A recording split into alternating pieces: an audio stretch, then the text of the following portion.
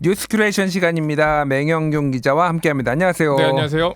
대통령실, 특히 김건희 여사를 향한 한동훈 국민의힘 대표의 발언 수위가 점점 세지고 있는데요. 오늘도 김건희 여사 라인이 존재하는 듯한 발언을 했습니다. 이 뉴스 짚어보죠.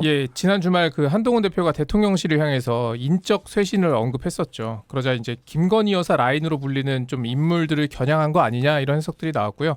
그래서 그런 질문을 기자들이 했고 여기에 답변을 한 건데, 그런 라인은 존재하면 안 된다라고 한 대표가 얘기를 한 겁니다. 현장음 준비했거든요. 들어보겠습니다. 공적 지위가 있는 사람이 아니잖아요. 그런 분의 라인이 존재한다고 국민들께서 오해하시고 언론에서 기정사실로 생각하는 것 자체가 저는 이 국정의 신뢰에 도움이 되지 않는다고 생각해요. 그러니까 그런 라인은 존재하면 안 됩니다. 네, 한동훈 대표가 이 국민들이 오해한다라는 표현을 쓰는 동시에 언론은 뭐 기정사실화하고 있다 이런 말도 했거든요. 그러니까 발언의 주체가 좀 본인이 아닌 것처럼 했지만 사실은 뭐 국민들은 김 여사 라인이 다 있다고 생각한다 뭐 이런 얘기를 하는 것처럼 저는 해석이 됐고요. 한 대표 측은 이 한동훈 대표 같은 경우에는 집권 여당의 대표이기 때문에 이 국민적 우려가 있으면 그 마음을 좀 달래줘야 한다. 그렇기 때문에 이 국민적 의혹이 있는 사안에 대해서 어떻게 모른 척하고 넘어가겠냐 이런 얘기를 좀 들었습니다.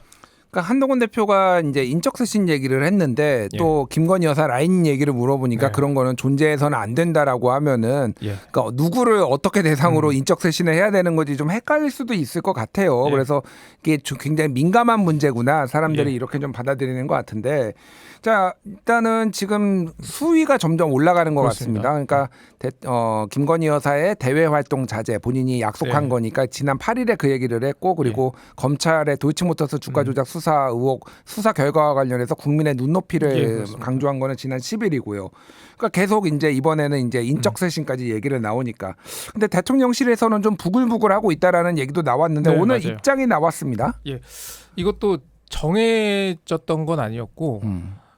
대통령실 이제 고위 관계자한테 이제 기자들이 좀 따라붙으면서 물어보는 과정에서 나왔던 답변이었는데, 대통령실 고위 관계자에게 기자들이 물었습니다. 한동훈 대표가 뭐 이런 얘기를 했고 인적 쇄신을 언급했다. 그러니까 인적 쇄신 뭐가 잘못된 게 있나 이렇게 반문을 먼저 했어요. 그런 다음에 그 여사 라인 같은 건 있어서는 안 된다라는 얘기도 했다. 이렇게 얘기를 하니까 그 고위 관계자가 여사 라인이 어딨나 라면서 이 김대남 유언비어 같은 얘기를 자꾸 언론이 확대해서 쓰고 그러면 안 된다라고 얘기를 한 겁니다.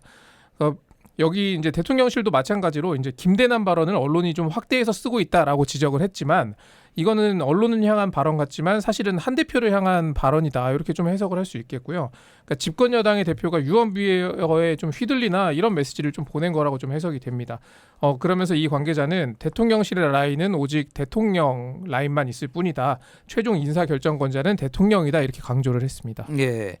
이번 발언이 어쨌든 참다 나온 거라는 점을 좀 주목해서 봐야 될 것 같아요. 그렇습니다. 대통령실 내부는 계속해서 좀 불쾌했어요. 첫 번째로는 한 대표는 본인이 대권을 꿈꾼다면 자신의 콘텐츠를 좀 만들어야 할 때지 이렇게 대통령실을 공격할 때가 아니다라는 얘기를 여러 관계자들 통해서 저도 들었고요. 그리고 두 번째는 한동훈 대표의 정무적 판단이 너무 아쉽다라는 이런 아쉬움도 좀 토로를 한 게, 그러니까 문제 제기를 할 수 있는데 이 대통령 순방이든 어떤 외교적인 성과가 있을 때마다 어떻게 딱 골라서 독대 얘기를 하고, 이번에도 김 여사 관련 발언을 또 이제 그 동남아 순방 중에 한 거잖아요. 그러니까 그런 것들이 좀 정무적인 판단이 너무 아쉽다라는 얘기를 하나 또 했고요. 그리고 지금의 어떤 낮은 대통령의 지지율과 함께 떨어지고 있는 그 당의 지지율 원인 가운데 하나는 지지자들은 당정 갈등이라고 좀 보고 있는데, 그러니까 이 싸우자라고 계속 그런 메시지를 한동훈 대표가 내는 거는 지지자들을 좀 갈라치기 하는 행위다. 그래서 이런 불만이 있는데도 대통령실은 좀 불쾌하게 느끼면서도 대응을 지금까지는 자제해 왔다라는 거예요.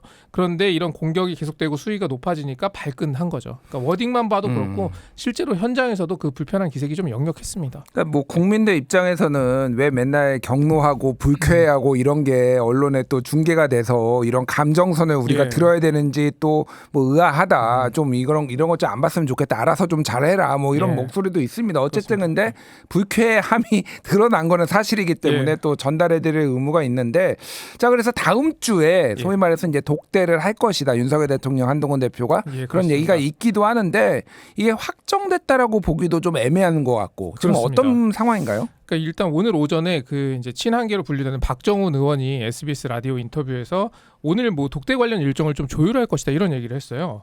그런데 제가 대통령실로부터 오늘 뭐 의견을 조율했다라는 얘기는 듣지 못했습니다. 그리고 형식도 독대가 될지 오찬이 될지 아니면 좀 수준을 낮춰서 차담이 될지 이런 것도 정해진 게 없다라는 얘기를 들었거든요.